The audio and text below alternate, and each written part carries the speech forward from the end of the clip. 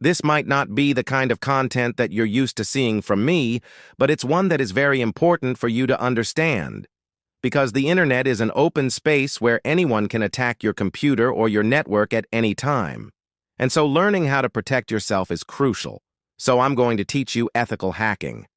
But before we get into that, I want you to watch this really quick video. It's less than 2 minutes long, and it will change your life. Let's get into it.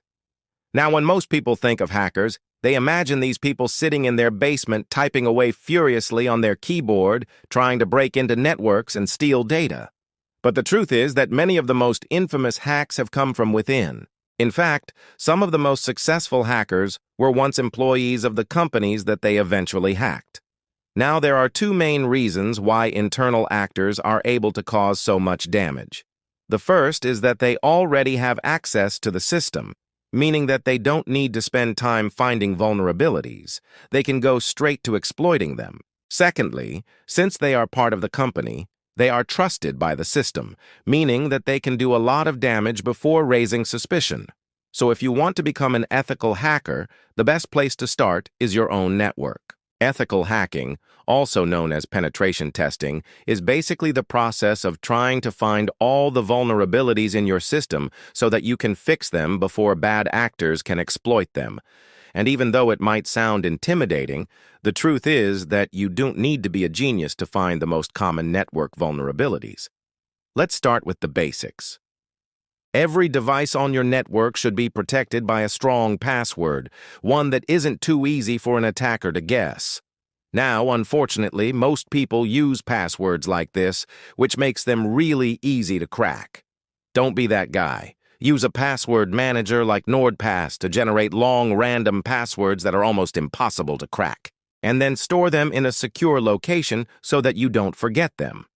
Once you have a strong password on every device, you want to make sure that each device only allows access from the correct IP address. For example, let's say that I have a camera connected to my Wi-Fi network. If I allow any IP address to connect to this camera, then someone could theoretically spoof my IP address and gain access to my camera remotely.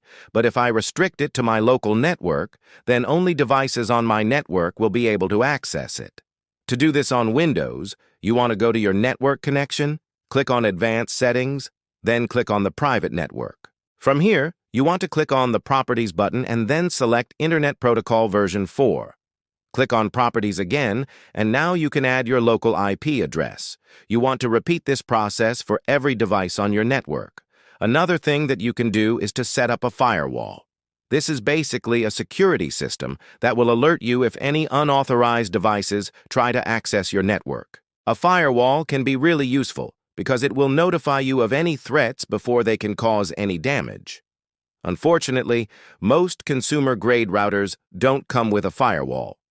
But if you're using a business router like this one, then you will have a firewall enabled by default. The next step is to check your router for vulnerabilities. Most consumer routers come with an admin panel that allows you to configure the router, but just because they are widely available doesn't mean that they are safe. In fact, there was a massive router hacking scandal back in 2016 where 175 million routers were hacked due to a vulnerability in their software. This is why you should always keep your router's firmware up to date. Not only will it patch any existing vulnerabilities, but it will also improve the overall performance of your router. And you should also enable all of the security features that are available on your router. Most routers come with features like SPI firewalls, DOS attacks prevention, and more. Make sure that all of these are turned on. Next, you want to protect your network traffic. Now, there are two ways to do this. The first is by using a VPN like NordVPN. A VPN will encrypt all of your network traffic and then send it through a remote server. This way, even if someone does manage to get onto your network, they won't be able to see what you are doing. The second way to protect your network traffic is by using a proxy server. A proxy server will act as an intermediary between your device and the internet. This way, your device will appear to be accessing the internet through a different IP address, making it harder for anyone to track your activity. And finally, you want to make sure that you are protected against malware. Malware is basically any software that is designed to cause damage to a computer or network. It could be something like a virus or a worm, but it could also be something more sophisticated like a zero-day attack. Luckily, there are a lot of really good anti-malware programs out there like Malwarebytes and Norton. I recommend using multiple layers of protection since no single program is perfect. As you can see, setting up a secure network is pretty complicated. There are a lot of moving parts, and even a small mistake could leave your network wide open. Luckily, there is an easier way. Nowadays, most people just use ready-made solutions like this TP-Link router, which comes with a built-in security suite. Another option is to hire a security expert to set up a firewall for you. This will cost a bit of money, but it will ensure that your network is secure. So those are some of the things that you can do to fortify your digital defenses.